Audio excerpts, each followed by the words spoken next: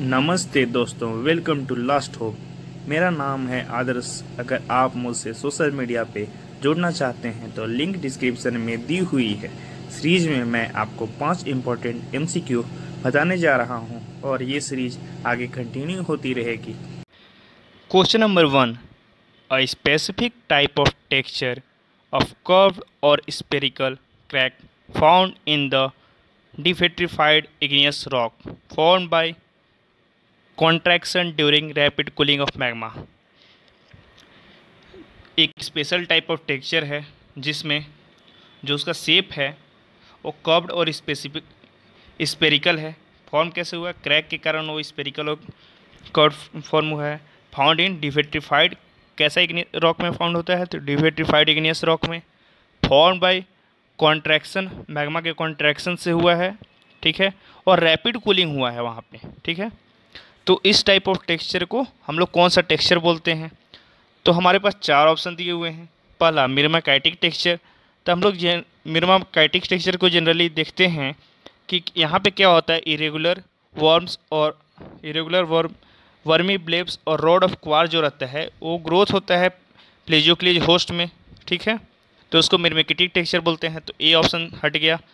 फिर सेकेंड परथाइट। तो परथाइट में क्या होता है कि वहाँ पे हमारा परथाइट टेक्सचर में क्या होता है कि अल्कली फेस पर होस्ट होता है और सोडिक प्लेजियोक्लेज साइड साइड में ग्रोथ होता है। परथाइट और एंटी परथाइट हमारा एक सॉल्यूशन का टाइप है। तो एंटी परथाइट में क्या होता है कि सोडिक प्लेजियोक्लेज होस्ट होता है और के फेल्स पर वहाँ पे उसके चारों तरफ ग्रोथ होता है। और थर्ड ऑप्शन जो हमारा पिलिटिक टेक्सचर, ये जनरली सेडिमेंट्री रॉक में होता है और जनरली हम लोग सेल टाइप रॉक को हम लोग पिलेटिक रॉक बोलते हैं। तो फर्स्ट तीनों ऑप्शन तो हमारा नहीं है। तो फोर्थ ऑप्शन जो हमारा परलिटिक जो है उसी को हम लोग टेक्सचर, ये स्पेसिफिक टाइप ऑफ टेक्सचर बोलते हैं, जो कि कर्व्ड और स्फेरिकल क्रैक होता है devitrified igneous rock formed by contraction during rapid cooling के कारण। तो ऑप्शन नंबर डी जो हमारा है वो सही है। ग्लासी टाइप ये टेक्सचर होता है। नेक्स्ट क्वेश्चन नंबर 2, यहाँ पे क्या दिया हुआ है कि elastic deformation led to which behaviour of material. Elastic deformation हमारा बोल रहा है, तो मतलब यहाँ पे हम लोग देखते हैं एक फिगर से कोई सब्सटेंस हमारा दिया हुआ है, ठीक है। जब इस पे हम फोर्स लगाएंगे चारों तरफ से तो इसका क्या होगा कि शेप चेंज हो जाएगा। जब फोर्स लगाएंगे तो शेप चेंज होगा, ठीक है। शेप चेंज जो होगा उसको हम लोग, जो फोर्स लगाते हैं उसको स्ट्रेस बोलते हैं। Stress applied on the substance, जो स्ट्रेस लगा रहे हैं उसको, फोर्स जो लगा रहे हैं उसको स्ट्रेस, और जो चेंजेज हो रहा है इसका शेप में उसको हम लोग स्ट्रेन बोलते हैं। तो इसका शेप में चेंज हो जाएगा। और अगर क्या होता है कि यहाँ पे फोर्स लगाने के कारण कुछ रप्चर डेवलप होता है, और जो रप्चर डेवलप होता है उसके बाद जो इलास्टिक डिफॉर्मेशन में क्या होता है कि जब हम लोग फोर्स लगाते हैं तो कुछ शेप उसका चेंज होता है, लेकिन जैसे ही हम लोग फोर्स को रिप्लेस करते हैं, हटाते हैं, वैसे ही उसका क्या होता है कि चेंज हो जाता है, अपना मतलब रिटर्न कर जाता है। सेम जैसा था पहले वैसा ही रिटर्न होके आ जाएगा, ठीक है। और इसको जनरली हम लोग स्ट्रेस स्ट्रेन का कर्व, नॉर्मल जो कर्व होता है उससे देखते हैं तो स्ट्रेट लाइन में। लेकिन ये क्या होता है कि एक पॉइंट के बाद ये टूट जाता है। एक किस, जैसा कि हम लोग बोलते हैं किसी की सहने की क्षमता एक लिमिट तक होती है। एक लिमिट तक वो कुछ फोर्स को सह सकता है, लेकिन एक लिमिट से ज़्यादा कोई चीज़ किसी पे अप्लाई करोगे तो टूटेगा ही टूटेगा। तो एक लिमिट तक वो सहता है, उसके बाद वो टूट जाता है, ठीक है। तो इलास्टिक डिफॉर्मेशन जनरली जो होता है वो ब्रिटल टाइप के रॉक में देखते हैं हम लोग। इलास्टिक ब्रिटल टाइप के रॉक में देखते हैं बी नंबर, और डक्टाइल हम लोग प्लास्टिक में देखते हैं। डक्टाइल जो बिहेवियर है वो प्लास्टिक में दिखता है। डक्टाइल टाइल जो है प्लास्टिक में, और इलास्टिक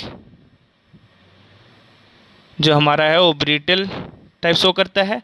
और जो हमारा ब्रिटल डक्टाइल है वो जनरली शो करता है हमारा सब प्लास्टिक बिहेवियर को। तो हमारा जो इलास्टिक डिफॉर्मेशन जो होता है ब्रिटल मटेरियल जनरली हमारा सरफेस के पास मिलता है। तो क्वार्ट्ज, फेल्सपर ये सब जो हो है सरफेस के पास हम लोग को मिलता है क्रस्ट में, तो ये लोग हमारा ब्रिटल बिहेवियर शो करेगा। और जो ग्रेट डेप्थ पे मिलता है हमको वो सब हमें प्लास्टिक बिहेवियर का शो करता है। ठीक है, next disc formula is associated with, ये कुछ फैक्ट हैं, ये सब तो आपको कुछ याद भी रखने पड़ते हैं। डिस्क फार्मूला हमारा जनरली सेस्मिक एक्टिविटी से होता है। सेस्मिक एक्टिविटी कैसे मेजर करते हैं वो आप लोग जानते हैं, टेक्टोनिक एक्टिविटी, अर्थक्वेक, ये सब। तो अर्थक्वेक जब अकर होता है तो वहाँ पे हमारा जब देखते हैं कि अर्थक्वेक आया तो एक फोकस होता है, फोकस के जस्ट ऊपर में हम लोग एपिसेंटर बनाते हैं और हम लोग कैलकुलेट करते हैं कैसे कि सबसे पहला पी वेव जो वेव आता है उसका फर्स्ट टाइम जो फर्स्ट वेव जो हम लोग देखते हैं उसको पी वेव मानते हैं, वेलोसिटी ऑफ पी वेव। और जो सेकेंड फिर एस वेव, और वो दोनों के बीच का जो टाइम इंटरवल गैप होता है उसको मेजर करने के लिए ये सब हम लोग डिस्क फार्मूला का जनरली यूज करते हैं। तो अगर आप देख सकते हैं कि ये सब फार्मूला यूज करते हैं, अगर आपको ये सब फार्मूला चाहिए तो आप कमेंट में बता सकते हैं, उस पर भी एक मैं वीडियो बना दूंगा। और यहाँ पे जो ये सेकंड क्वेश्चन था मेरा डिफॉर्मेशन वाला, यहाँ पे ये स्ट्रक्चर का सिर्फ बेस है, अभी स्ट्रक्चरल जियोलॉजी का बहुत सारा वीडियो अपलोड किया जाएगा यहाँ पे।